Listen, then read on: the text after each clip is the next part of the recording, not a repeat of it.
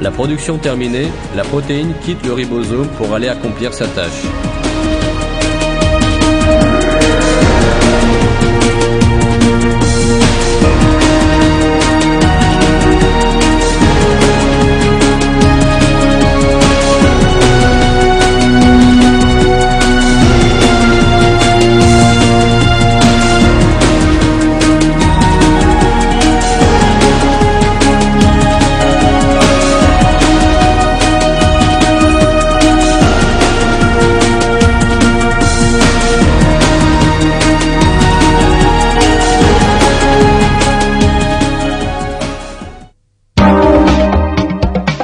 Tous ces processus extraordinaires ne se déroulent pas loin de vous, mais à l'intérieur de votre propre corps.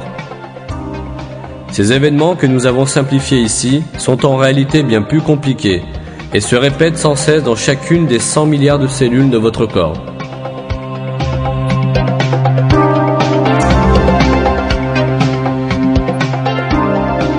La cellule, que les auteurs de la théorie de l'évolution envisageaient comme un simple petit amas de combinaisons albumineuses de carbone, possède donc cette organisation extraordinaire.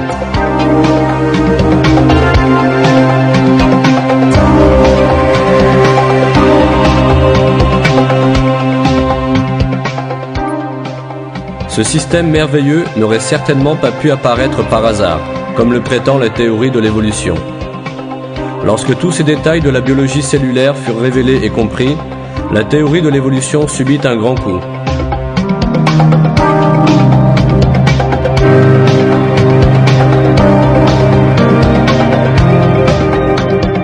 Aujourd'hui, un grand nombre des savants les plus distingués reconnaissent que la vie, telle qu'elle est contenue dans la cellule vivante, ne peut pas être le produit du hasard. Et ils reconnaissent qu'une organisation supérieure est présente dans tous les aspects de la vie.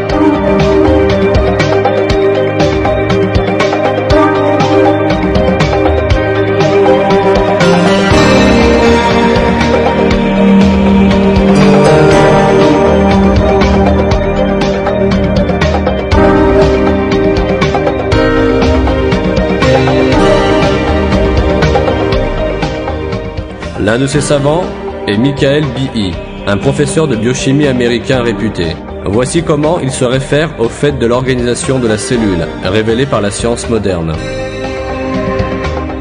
Je pense que la conclusion à une organisation est une conclusion scientifique, une conclusion empirique totalement fondée sur l'observation. L'univers et la vie sont le produit d'une intention, d'une activité intelligente. Et je voudrais souligner que cette idée est le fruit des progrès de la science. Elle ne vient pas de ce que nous ne savons pas, mais bien plutôt de ce que nous avons appris au cours des 5 dernières années.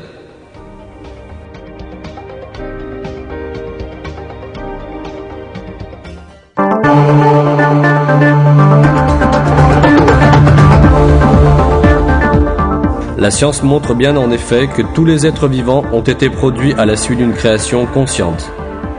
Ne parvenant pas à expliquer les systèmes complexes à l'intérieur d'une seule cellule vivante, la théorie de l'évolution ne parvient pas non plus à expliquer l'organisation présente dans le corps des êtres vivants. Par exemple, l'aérodynamique de l'aile d'un oiseau, les techniques de chasse extraordinaires de l'araignée, un insecte conçu de façon à ressembler à une feuille et pouvant ainsi se camoufler, le dessin en forme d'œil sur l'aile d'un papillon, ou le sentiment de compassion chez les animaux. La vie, avec tous ces détails parfaitement organisés, est de toute évidence le produit d'une création supérieure.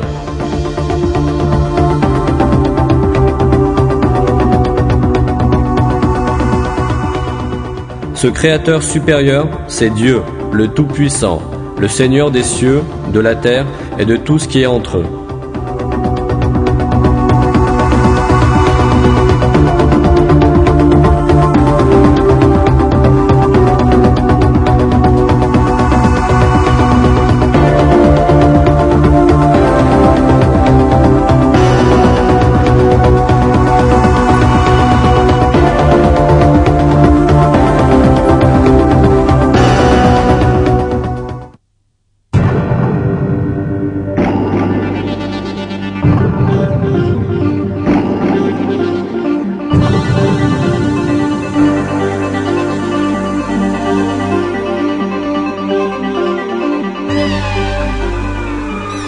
Lorsque vous regardez autour de vous en plein air dans un vaste champ, vous voyez facilement les objets les plus lointains et les plus proches, avec toutes leurs couleurs, leurs formes et leur taille.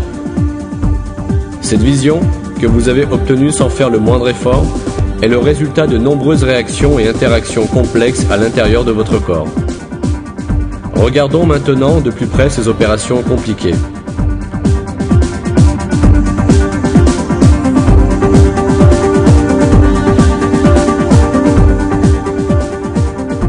L'œil humain possède un mécanisme totalement automatique qui fonctionne parfaitement. Il est constitué de la combinaison de 40 éléments fondamentaux et chacun de ces éléments exerce des fonctions critiques dans le processus de la vision. Tout défaut, toute infirmité dans un seul de ces éléments rendrait la vision impossible.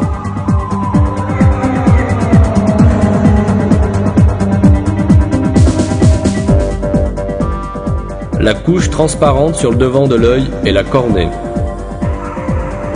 Juste derrière se trouve l'iris.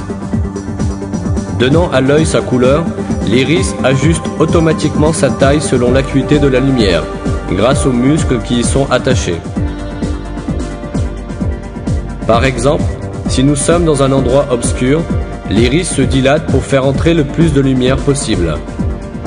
Quand la lumière augmente, il se contracte pour réduire la quantité de lumière pénétrant dans l'œil.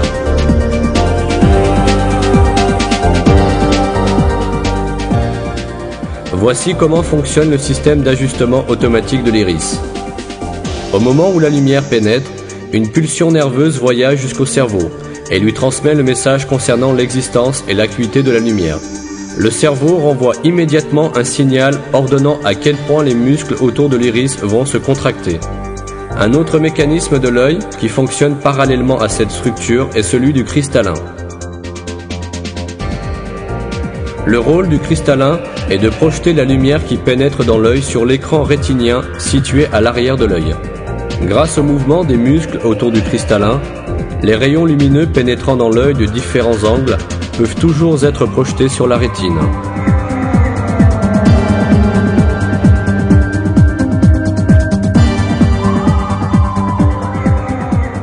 Tous les systèmes que nous avons décrits sont infiniment plus petits, mais aussi infiniment plus perfectionnés que les instruments mécaniques inventés par la technologie moderne pour imiter l'œil. Même le système d'imagerie artificielle le plus sophistiqué du monde demeure extrêmement simple et primitif si on le compare à l'œil. Lorsque nous pensons aux efforts et aux connaissances qui ont été déployés pour mettre au point ces systèmes d'imagerie artificielle, nous comprenons que l'œil est le résultat d'une création supérieure.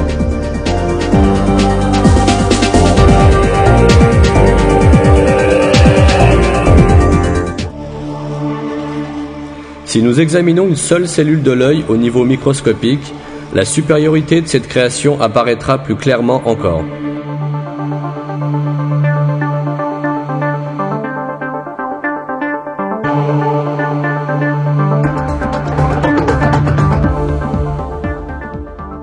Imaginons que nous regardons une coupe de cristal pleine de fruits. Les rayons lumineux venant de cette coupe jusqu'à notre œil passent à travers la cornée et l'iris et sont projetés sur la rétine par le cristallin. Que se passe-t-il donc dans la rétine pour que les cellules rétiniennes perçoivent la lumière? Lorsque les grains de lumière, qu'on appelle aussi photons, atteignent les cellules de la rétine, ils produisent un effet en cascade, comme une rangée de dominos soigneusement disposés les uns après les autres. Le premier de ces dominos des cellules rétiniennes est une molécule appelée 11,6-rétinal. Quand un photon de lumière entre en contact avec elle, cette molécule change de forme.